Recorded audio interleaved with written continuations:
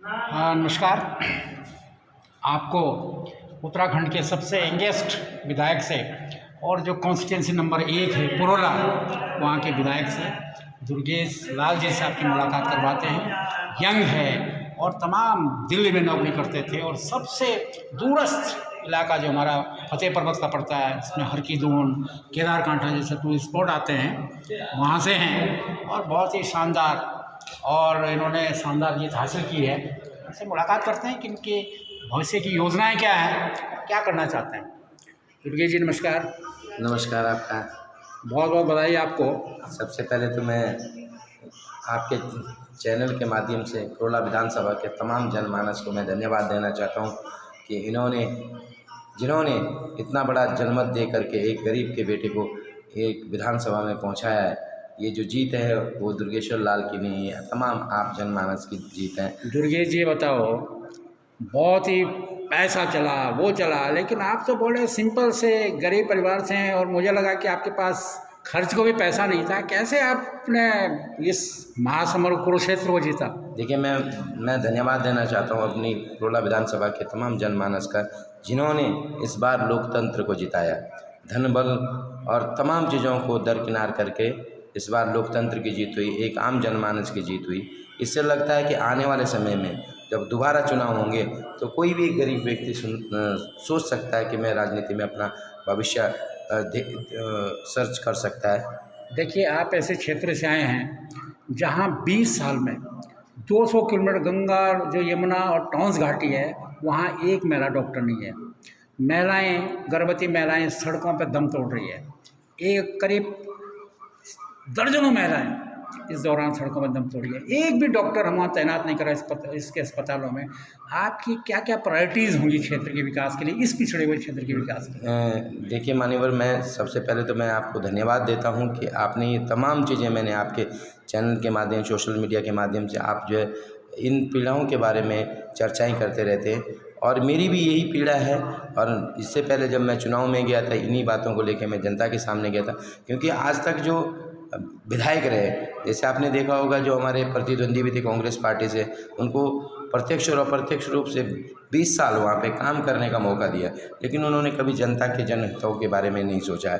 तो मैं आपको ये विश्वास दिलाना चाहता हूँ कि आने वाले समय में जो उन्होंने किया उसके विपरीत काम करूँगा, जनहित के काम करूँगा और अपने क्षेत्र के लिए चाहे जो मुझे करना पड़े, मुख्यमंत्री जी से बात करनी पड़े, आप मुख्य सचिव से बात करनी पड़े, चाहे राष्ट्रीय लेवल पे बात करनी पड़े, जो भी बनेगा मैं अपनी पुरोला विधानसभा के लिए काम करूँगा। क्योंकि हमारी महिलाओं ने, ये सच है, आपको मैं एक घटना बताना चाहता हूँ कि 48 आवर्स में पुरोला में जो मुख्यालय है वहाँ पे 2 महिलाओं ने दम तोड़ दिया, जिसमें कि एक ट्विंसी बच्चे को जन्म दिया, एक जच्चा बच्चा को जन्म दिया। तो आप सोच सकते हैं कि हम कौन सी सदी में जी रहे हैं, किस दुनिया में जी रहे हैं। इस चीज़ के अगर गुनहगार हैं तो वो लोग हैं जो चुनाव के दौरान आते हैं और धन बल और दारू मुर्गा तमाम का काम करते हैं, और जब चुनाव खत्म हो जाता है उसके बाद वो जाके देहरादून या दिल्ली सो जाते थे। हमारा क्षेत्र बागवानी वाला इलाका है, बहुत ही संपन्न, और 11 साल घोषणा हुई मंडी की और इस समय फिर शिलान्यास भी हो गया है।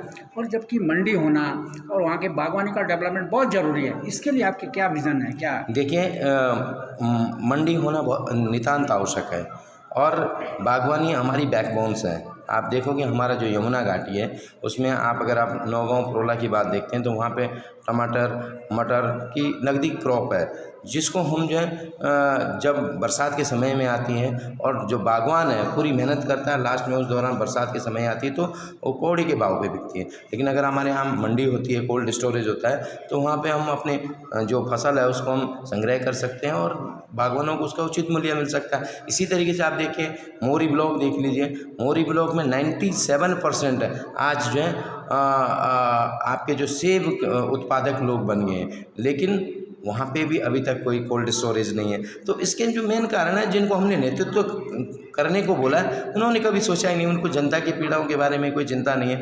तो मैं आपको विश्वास दिलाता हूँ कि मैं काम करूँगा इन चीज़ों के लिए और आपका भी सहयोग चाहिए उसमें। बिल्कुल, हमारा पूरा सहयोग रहेगा। एक आपसे और निवेदन करना चाहते हैं कि मोरी क्षेत्र में 2 बड़े प्रोजेक्ट लग रहे हैं, पावर प्रोजेक्ट, और पावर प्रोजेक्ट उस क्षेत्र के डेवलपमेंट के लिए उनकी नीतियाँ होती है, बाकायदा उनके मैनिफेस्टो में होता है कि वहाँ के डेवलपमेंट के लिए लोगों के डेवलपमेंट में काम करेंगे। होता ये है कि ये जब जितने पावर प्रोजेक्ट्स हैं, ये जब पावर प्रोजेक्ट बन रहा होता है तब तो लोगों को देते हैं, जो भी नेता बड़ा बनता है उसको पैसा दे देंगे, कल्चरल के लिए दे देंगे, छोटे मोटे, लेकिन बुनियादी वो नहीं करते हैं। हमारा ये विश्वास, हम ये चाहते हैं कि मोरी क्षेत्र में एक horticulture, top most horticulture herbiculture institute होना चाहिए उन डैम की तरफ से। ये छोटी मोटी थोड़ी है जो ये करते हैं, तो क्या आप इस ओर भी सोचते हैं कि ऐसा होना चाहिए? देखिए रावत जी, आपने बहुत बढ़िया बात बताई और आपकी जो विकास की सोच है, और आपने देखा होगा, मेरा बैकग्राउंड देखा होगा, मेरे पे जो प्रोजेक्ट चल रहा है, सतलुज परियोजना चल रही है, उस परियोजना के तहत मेरे पे केस भी हो रहा है। लड़ते रहे हैं। और मैं लड़ता हूँ और आगे भी लड़ूंगा। और उनके पास ये बिल्कुल होना चाहिए, उनके पास हॉर्टिकल्चर का होना चाहिए। आपके जो है वहाँ पे हमारे जो लोकल लोग हैं उन लोगों के लिए व्यवस्था होनी चाहिए। प्रोला विधानसभा के लोगों के लिए, जब हमारा यहाँ आप, हमारी जल भी हमारा, पानी भी हमारा, माटी भी हमारी है, आप वहाँ पे आ रहे हैं, जब आप उस पानी से ताउम्र पैसा कमाएंगे तो क्यों नहीं कोई ऐसी व्यवस्था हो जिससे वहाँ के लोगों को ताउम्र फायदा हो, जनरेशन बाय जनरेशन फायदा।